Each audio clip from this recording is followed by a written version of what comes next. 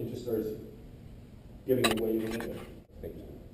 Just looking, let me know exactly which one to handle rather than these two same color ones, like until you have to actually pull it through the bag and see which one, which makes it a little Or not, but a good check is always doing this. Doesn't take long, and it's a verification. Then we also have the placement and orientation of the scout. There's a little arrow on it that says towards the pilot chute. Another double check. The reason why we say this is because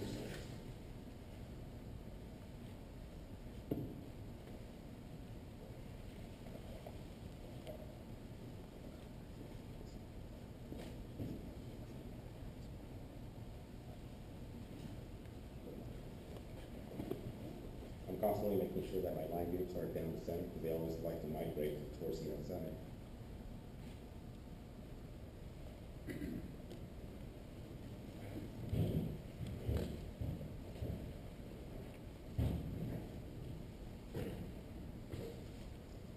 You can see for the most part that my line groups are fairly even and down towards the center, but I'm always making sure that they stay on the center.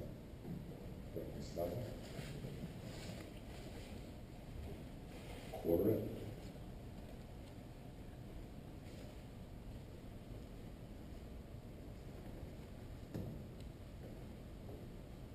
And then go over to the nose. And here I separate my nose.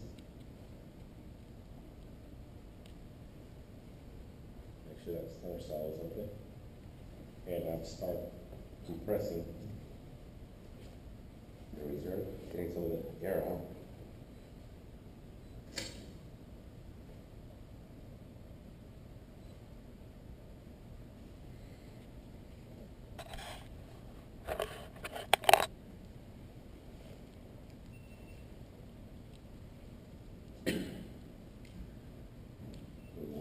Lay it down.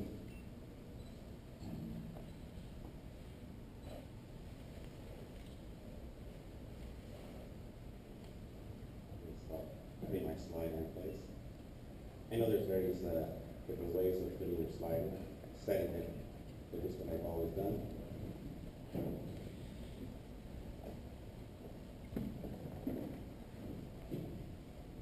Make sure that all my lines are fucking off. Sorry.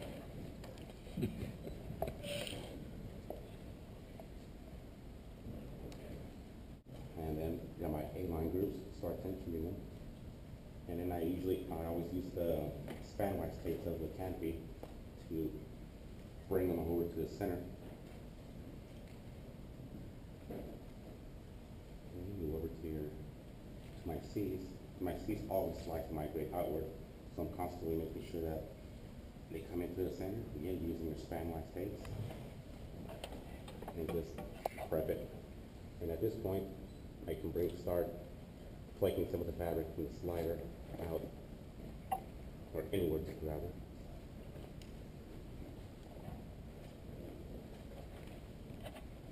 And then move over to my D-line groups. Make sure I have 4. And one of it. There it is.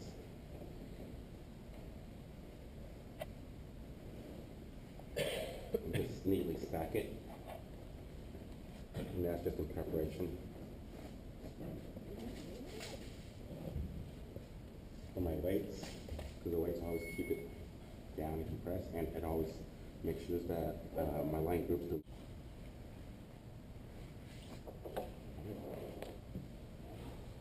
Hold it in place with my foot, and come over inside here, and make sure that the fabric's brought out towards the outside. And I'm always feeling for the line groups, make sure that once I bring the fabric from the inside out, that the line groups stay on down the center. Here's where I start making my reduction quotes. I usually count halfway between.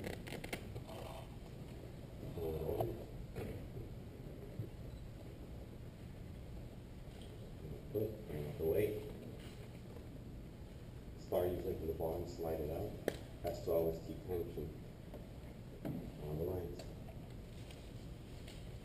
Lay it down. And that way my work's not disturbed as I'm doing the next group of reduction quotes. Same thing. As you see.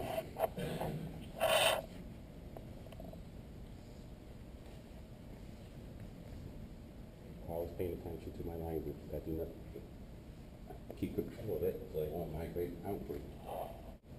So keep attention on it, down the center. This is the B. And on this line group here, on this reduction fold, I always do it under instead of over, again holding my line group with my foot.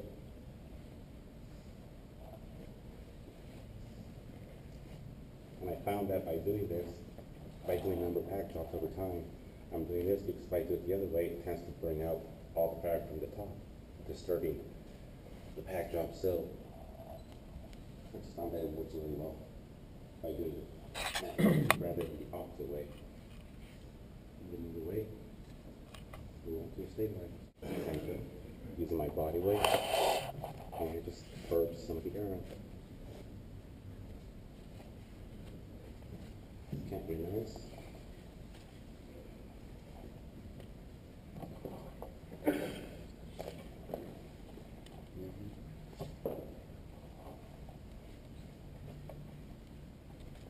And bring everything down the center.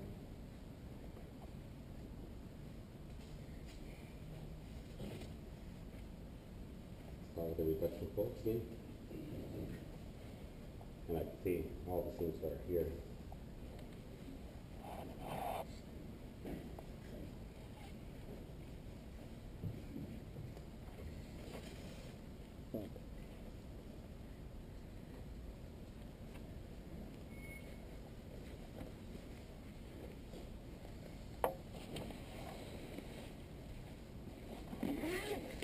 Here's where I can make some adjustments if I feel that her nose is too far out.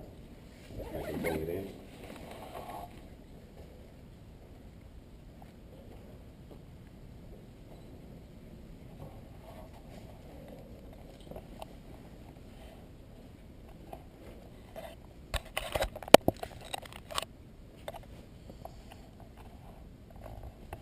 Move on to the next group.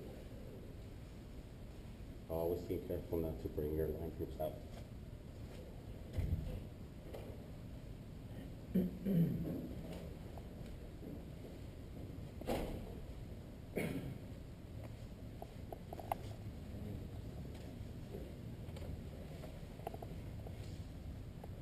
Okay, checking my slider. If it's not there, break some of the fabric. I wouldn't.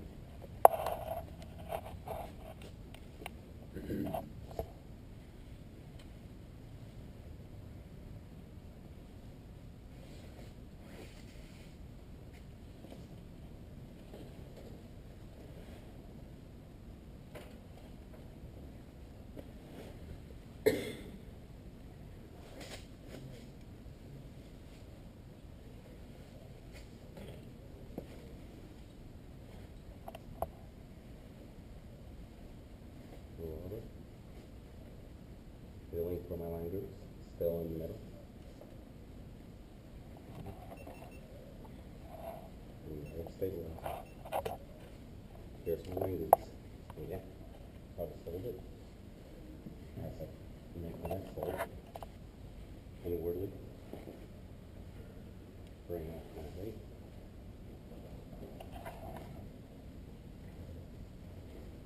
And follow the seams in the tail, keeping it down the center.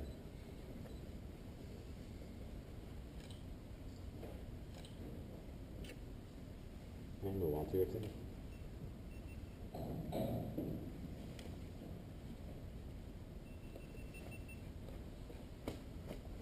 Following the seams.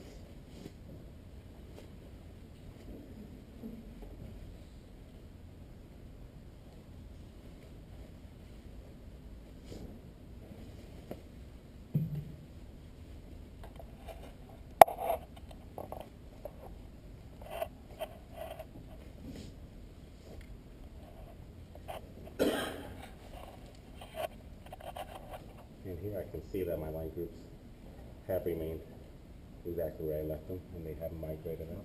But I always check my C line groups. They always like to move out and bring them in towards the middle.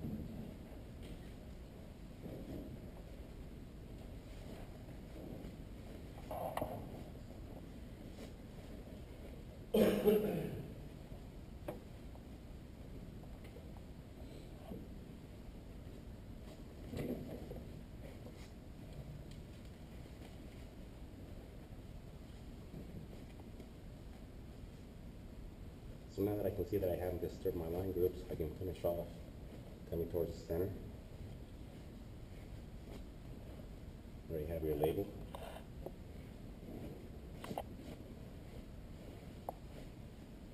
And here's my weight.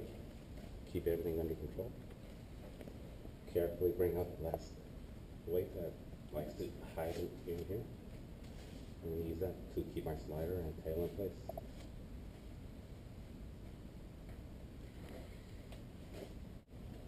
And make sure put it over the line groups as to not disturb it when I'm going to go see halfway out.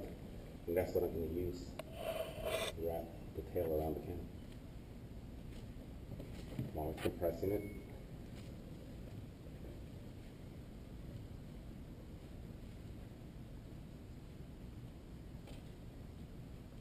Carefully bring it out, not bring your line groups out.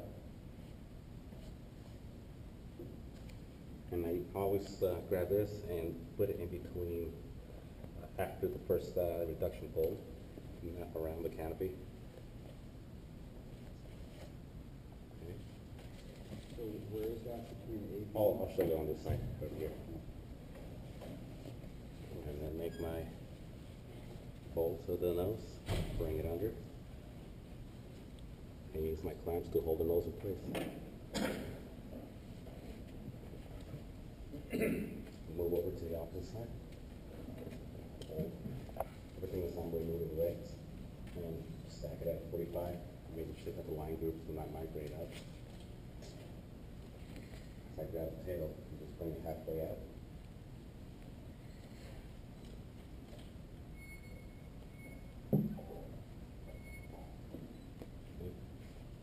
Here, so you can see, I put it not completely around, you can look after the first stack between the A and B line groups, which is B, B, and C, actually.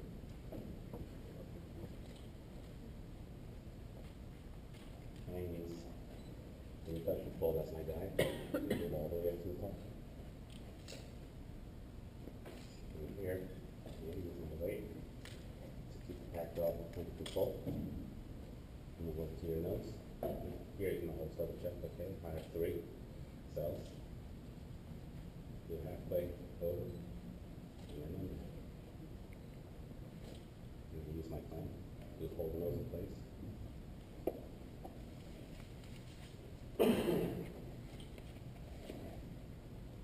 Now here, roughly.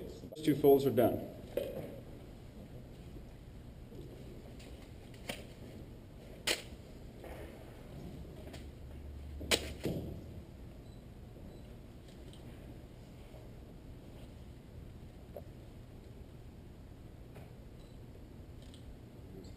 Also notice the placement of the grommets for the for the canopy.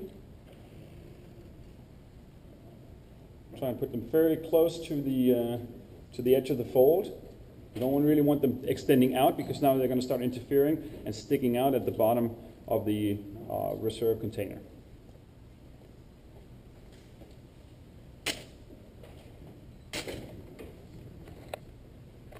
Here's where I make some final adjustments looking at the free bag. I'm going to bring over the rest of the canopy and thus keeping it under control, and this is where the clamps come in handy.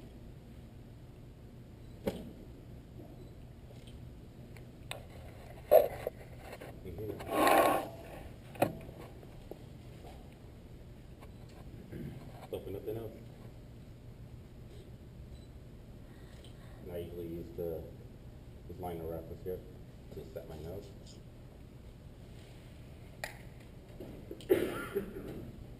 Bring out one of the paddles. Place it right over the top. And I check with my hold this. And here's where I can remove my clamps.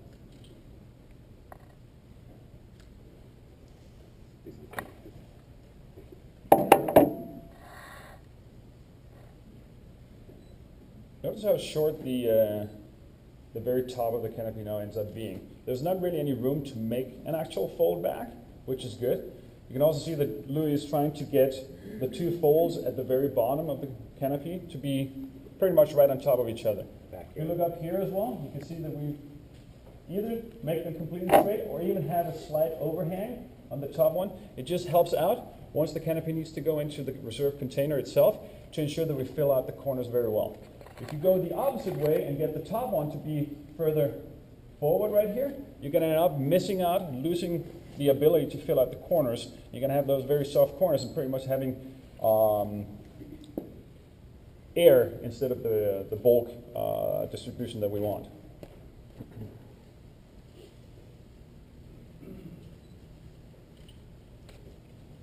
We also makes slight molar shape on the ears. Again, just to define them out.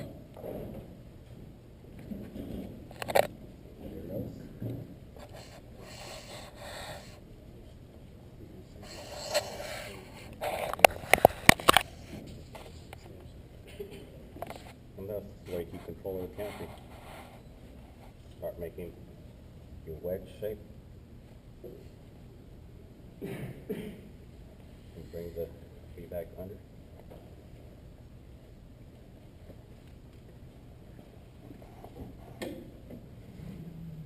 And here's the accordion fold.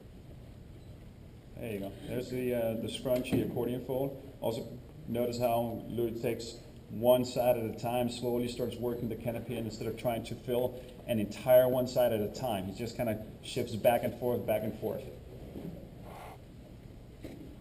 Means that he keeps the original shape of the folds, the original shape of the canopy.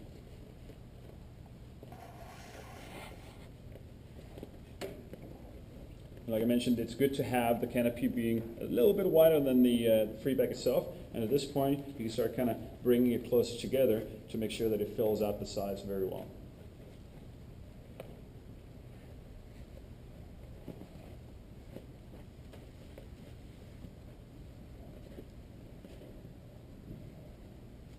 Now, once in a while, people ask, should I take with my soft bodkin and make the grommets be fully put together, or should I leave air in between them? It's not a problem leaving air in between. Personally, I leave about an inch or so. Louis leaves a little bit more, and then he kind of cinches it down once he has the canopy into the free bag. Having those two grommets, being two instead of just one that holds the free bag close together, allows us that freedom to work the fabric around and make it nice and even folds inside the free bag itself. The only thing, of course, is just make sure that you don't catch any fabric when you start pulling the soft bodkin out of there.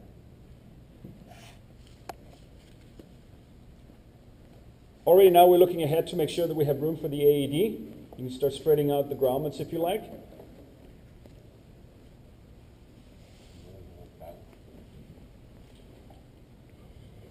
And again, you got to look at which type of AED you have. Some are slightly longer, some are slightly shorter, some are wider and thicker, some are very flat. So you're trying to that is also a question that comes up on a regular basis. How much do you allow? How long should it be? How short should it be?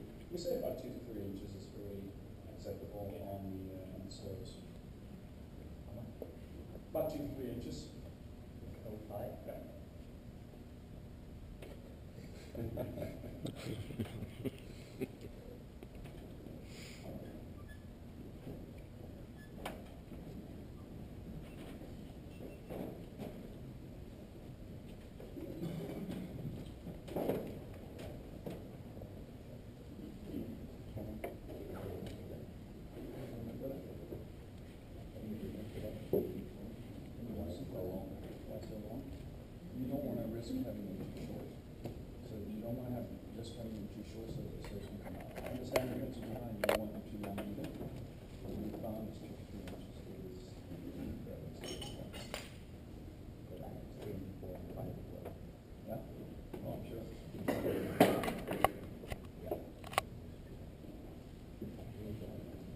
Another good indication, especially when you look at those safety stoves, now that came up as a little bit of a question on the length of those. If you take the safety stoves, Louis can show you in a second, and you kind of bend them towards each other, you can see that they're just pretty much touching. That's a good indication as well. That's something that you can use for the Sigma freebacks as well. You can put them together, and those ends of the should touch up. about time to mention that UPT has actually two sizes of safety stoves. The one with the white, the one with the black, and the silver for the military. That is correct. Yeah. If you have any questions to which size fits your free bag, you're more than welcome to contact the free bag a little bit to create a valley for the lines to sit in. Makes it easier for him to put the lines into the free bag as well. And he runs it across and on top of the lines going into the pocket, meaning that he has more control of the lines as well. It's a neat little trick and it works really well, especially on the bigger free bags.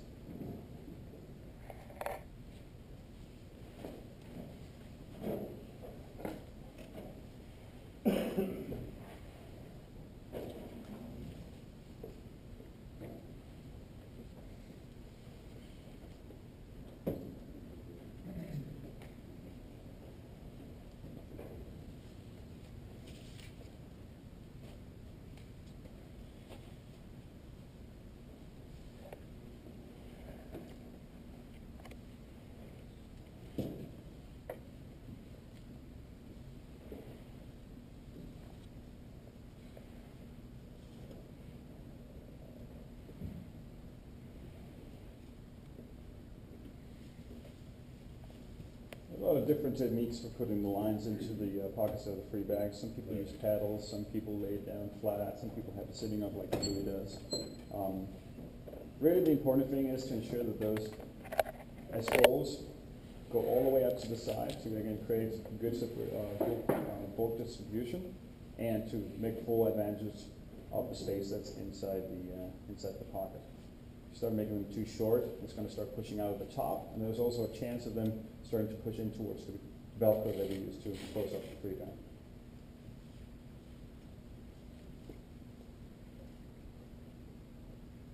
Have you guys given any thought to that hook Velcro, which is always the proximity to the lines, that put a little flap over it? The answer Give is any yes. thought to that? Yes, we've definitely given that some thought.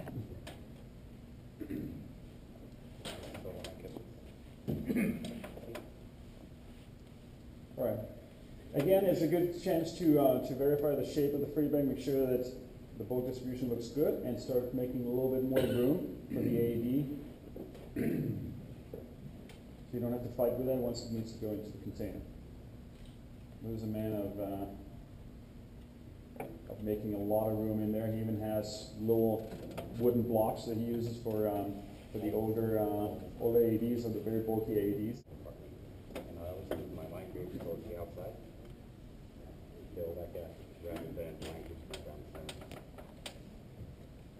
And Louis just made those different types of lines, different types of coatings out there to be able to do that. But it's nice to have some sort of an identifying mark that shows which is which, just to keep them separate and keep them from starting to entangle once you get them through.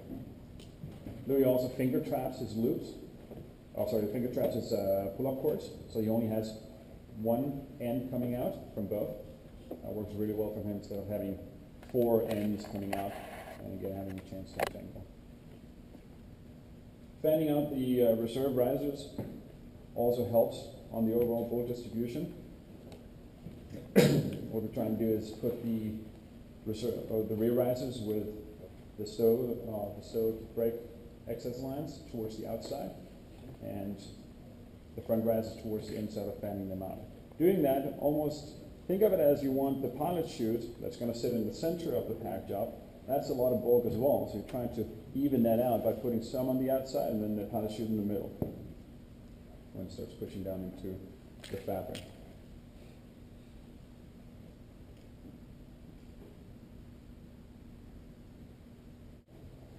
But that's just constant, just looking over it, make sure everything stays in place.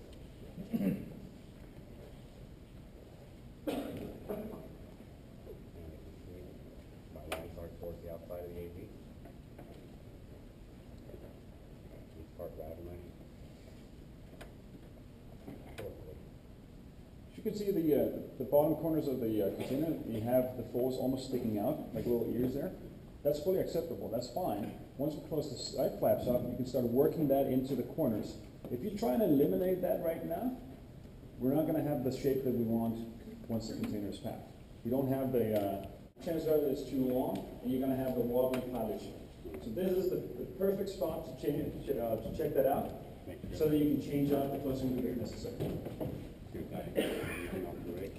The vectors, you kind of find your happy little medium where you make them the same length every single time, you have the same amount of folds. The key thing here is don't make them longer than the mouth of the freeback. So we don't want those folds of the Bridle go up so that they can come over the edge of the binding tape on the freeback.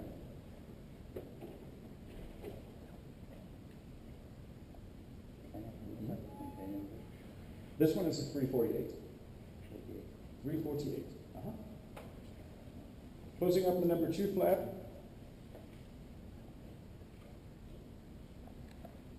You get an optimum 176.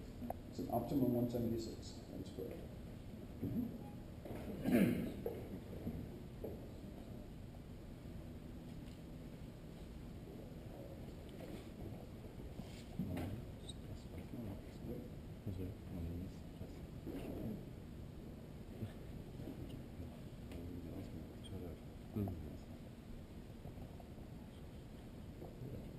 Place the Skyhook according to the little drawing that's there. You show that the Skyhook lanyard is on. And when tying down the safety thread, there's a little bit of kind of opposing information out in the field. We just want to make sure that everybody understands right now, it's a single pass of seal thread to tie down the red lanyard.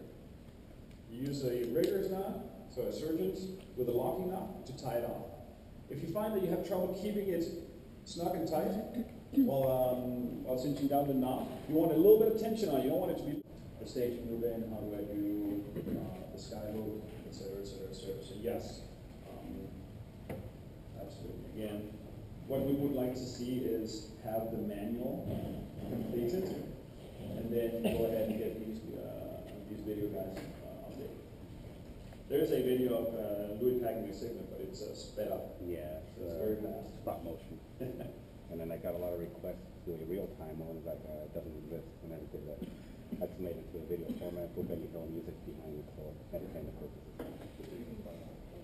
That's a big problem. Yeah, but I mean, you know, internet's come a long way these days. You can put it on as streaming videos as well in different chapters, which is what I would like to see for sure.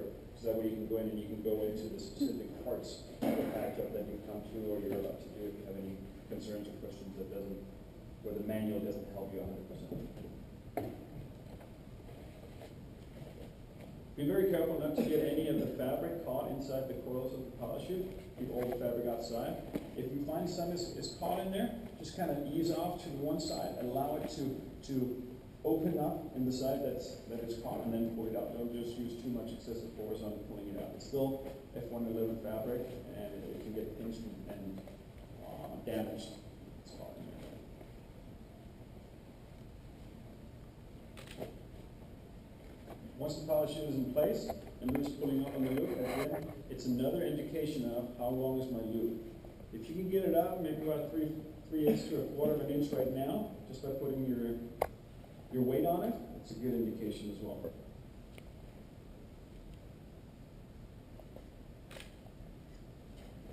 Now is the perfect time to make sure that it settles in also. You can put your knees on top, you can put the palms of your hand on top of the parachute, and put all your weight on it, wiggle it a couple of times, kind of bounce a little bit on it. What you do is you're taking away that first bit of chance of the parachute settling in that happens during the first couple of months of the pack job. Nothing worse than having something that's close up, looks pretty good, and then you take it out to the customer and he comes back after round, that can mysteriously disappear and get into the pack jobs. We're also using the same amount of tools every single time, the same kind of tools every single time.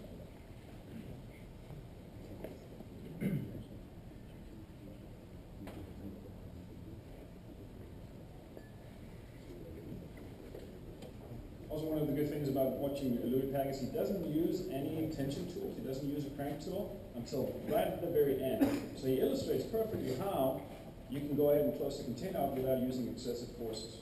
All it is the techniques, all it is just a little bit of placement all the time, moving the fabric around as needed.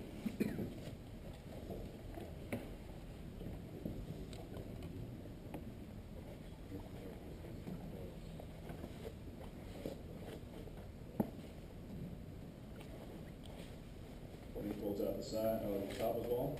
So you have these two long ears sticking up to the sides. Closing up the side flaps, there's a couple different methods. First up, there will be folding the fabric in. But when you close them, you can either choose to put the bullet cord through both number 4 and number 5 grommets on the side flaps, or you can take one at a time. The manual shows that says to put through both, and then it says also that you can close one at a time with a 10-pin as you come along. The key thing here is don't force it. Take it, move it in. If you have tension on the side flaps, start working the fabric, start pushing a little bit on the side, punching a little bit on the top, trying to work this in. And don't forget to get the fabric that you have sticking out of the corners, get that worked around with a thumb or so into the corners of the reserve container. That's how you're going to work it in without just putting a lot of forces on. The forces on the container, especially when it's new, are going to start stretching in uneven ways, and you're going to have a not so nice looking container at that point. Also be aware that if you take both grommets at the same time, and again put a lot of forces on it, you can pinch the loop in there. So I guess we'll also make sure that my reserve risers are as far as they will go. They won't be too slacked up. I don't like shoving paddles in there if I don't have to.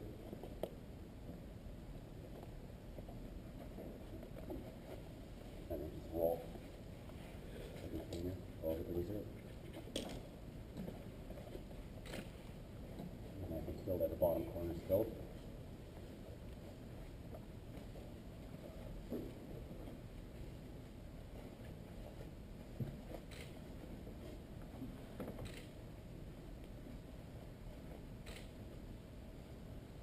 one thing we've seen a little bit is that when the parachute is being folded in like that, instead of having almost like a square shape with the fabric, you want to try and get those corners of that square that you would end up with by doing the top and bottom and then the sides.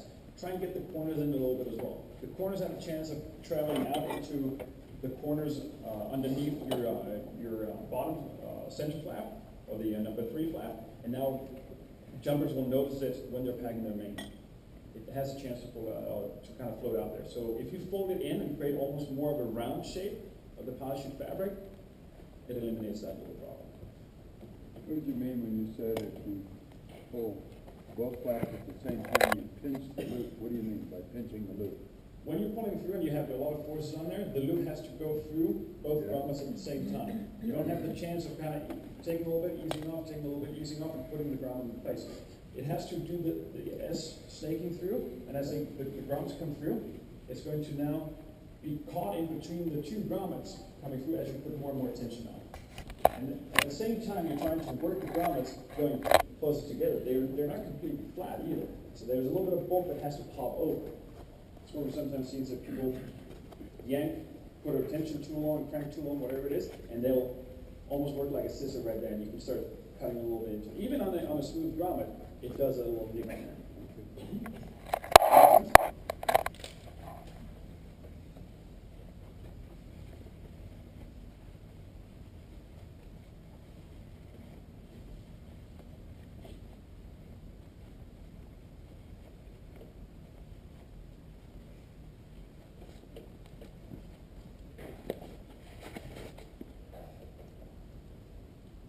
If you choose to take one side flap and then close the other one, please be aware that the positioning of the grommet should be fairly close to the center.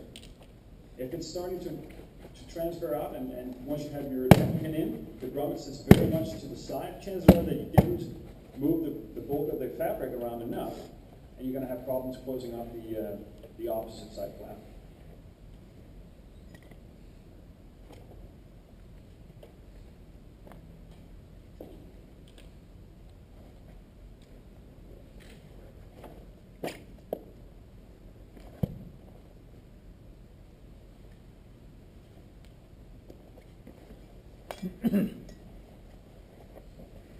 If you've got a big fold in there, you can't make it disappear like that. You're going to have to open it up and rearrange the fabric. So please don't use it like that. Don't come out and say that, well, I saw him jam a packing paddle in there, so it works out good. And then once the side flaps are closed, the last check would be to take the number 6 flap, the top flap, put it on top, make sure that it's straight, it doesn't bend. because there's too much bolt, and then you can put the grommets to the grommets. So the grommets from the number 6 flap should fit just where the grommets on the side flaps are as well. Don't forget to route the ripcord. I'm sure people with Facebook have seen a couple of examples of the pins in without a ripcord, actually. Yeah, we've never done that mistake before. It's not a matter of making a mistake, it's a matter of not verifying and checking it afterwards. That's the thing. You know, everybody makes mistakes. We're always trying to eliminate the chances of them passing on. Double check everything that we do. Like I mentioned earlier, this is the only time where Louis uses a crank tool, is to get the last flap and last grommet straight. Makes it easier for him to put in the pin. On the older containers, where we have more of a square-shaped pin, putting it on the side and pushing it through makes it easier to put it through the loop. You'll find, if you look at it closely, that one side is slightly wider than the other. So, but with the newer pins that we have now, they're very pointy, so they fit through the loop